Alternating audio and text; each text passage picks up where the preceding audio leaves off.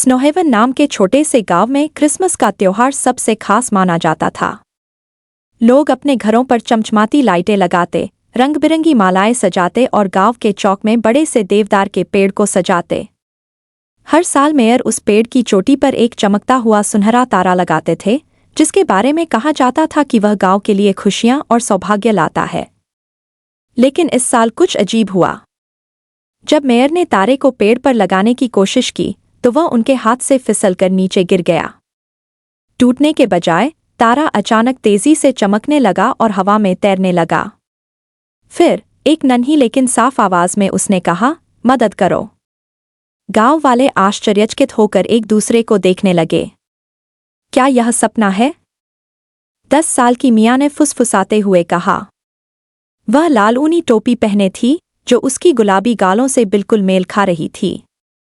अगर आपको ये वीडियो पसंद आ रही है तो इसे लाइक करें, दोस्तों के साथ शेयर करें और हमारे चैनल को सब्सक्राइब करना न भूलें। आपकी सपोर्ट हमें और भी बेहतर। तारा धीरे धीरे मियाँ की ओर तैरते हुए बोला, तुम्हारा दिल बहुत अच्छा है मियाँ। क्या तुम मेरी खोई हुई रोशनी वापस लाने में मेरी मदद करोगी? मियाँ ने अपनी बड़ी बड़ी आंखों से हैरानी में सिर हिलाया।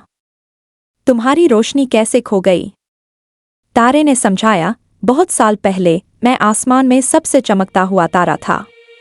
मुझे बुद्धिमान पुरुषों को बेथलेहम तक ले जाने के लिए चुना गया था, लेकिन मैंने अपनी रोशनी उन लोगों में बांट दी जो उम्मीद की तलाश में थे। अब मेरी ताकत कमजोर हो गई है। अगर क्रिसमस ईव की आधी रात तक मेरी रोशनी वापस नहीं आई तो मैं हमेशा के लिए गायब हो जाऊंगा। मियाँ ने बिना सोचे कहा, मैं तुम्हारी मदद करूंगी। तारा चमकते हुए बोला, मेरी रोशनी को वापस लाने के लिए तुम्हें क्रिसमस के 3 छिपे हुए उपहार, दया, उदारता और प्रेम को खोजना होगा। ये उपहार इस गांव में कहीं छिपे हैं, लेकिन हमारे पास ज्यादा समय नहीं है।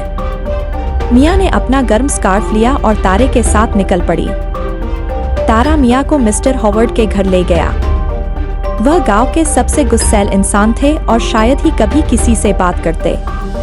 खिड़की से झांकने पर उन्होंने देखा कि वह अकेले बैठे हुए अपनी पत्नी की पुरानी तस्वीर को देख रहे थे। वह अकेले हैं? तारा धीरे से बोला। मियाँ ने दरवाजा खटखटाया। जब मिस्टर हॉवर्ड ने दरवाजा खोला तो मियाँ मुस्कुराई। क्रिसमस की बधाई मिस्टर हॉवर्ड। मैंने आपके लिए कुकीज लाई हैं जो मेरी माँ ने बनाई हैं। मिस्टर हॉवर्ड की नाराजगी थोड़ी कम हो गई और उन्होंने कुकीज लेते हुए कहा, धन्यवाद बच्ची। कई साल हो गए जब किसी ने मेरे बारे में सोचा। जैसे ही उन्होंने मुस्कुराया, तारे में हल्की चमक आई। यह दया है, तारा बोला। इसके बाद तारा मियाँ को गांव के अनाथालय ले गया। बच्चे आग के पास बैठे हुए क्रिसमस की तैयारी के बारे में बातें कर रहे थे, लेकिन मियाँ ने देखा कि उनके मोजे खाली थे। मुझे पता है मुझे क्या करना है, मियाँ ने कहा। वह अपने घर भागी, अपने पुराने खिलौने निकाले और उन्हें रंगीन कागज में लपेटा। फिर उसने एक एक करके सारे खिलौने बच्चों को दिए। बच्चों की खुशी देखकर तारा और तेज चमकने लगा। यह उदारता है, उसने प्यार भरी आवाज में कहा। आखिरकार तारा मियाँ को गांव के चौक पर ले गया, जहां लोग चर्च के दरवाजों पर लगी मालाएं बदलने को लेकर झगड़ रहे थे। तारे ने फुसफुसाया, उन्हें दिखाओ कि प्रेम क्या कर सकता है। मियाँ ने आगे बढ़कर कहा, आज क्रिसमस ईव है। झगड़ने के बजाय क्यों न हम सब मिलकर चर्च को सुंदर बनाएं? उसकी बात सुनकर सभी सहमत हो गए। जल्द ही लोग मिलकर चर्च सजाने लगे, कैरल गाने लगे और हंसी खुशी का माहौल बन गया। जैसे ही आखिरी माला लगाई गई, तारा इतनी तेजी से चमका कि उसकी रोशनी पूरे गांव में फैल गई। यह प्रेम है, उसने मुस्कुराते हुए कहा। सारे उपहार मिलते ही तारा वापस देवदार के पेड़ की चोटी पर पहुंच गया। धन्यवाद मियाँ, तुमने मुझे बचा लिया। ये उपहार मेरी रोशनी को हमेशा के लिए बनाए रखेंगे।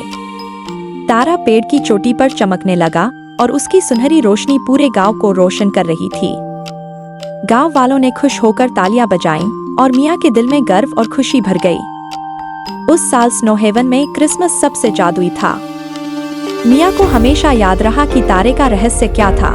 असली उपहार न तो तोहफों में होते हैं, न सजावट में, बल्कि दया, उदारता और प्रेम में छिपे होते। अगर आपको ये वीडियो पसंद आ रही है तो इसे लाइक करें, दोस्तों के साथ शेयर करें और हमारे चैनल को सब्सक्राइब करना न भूलें।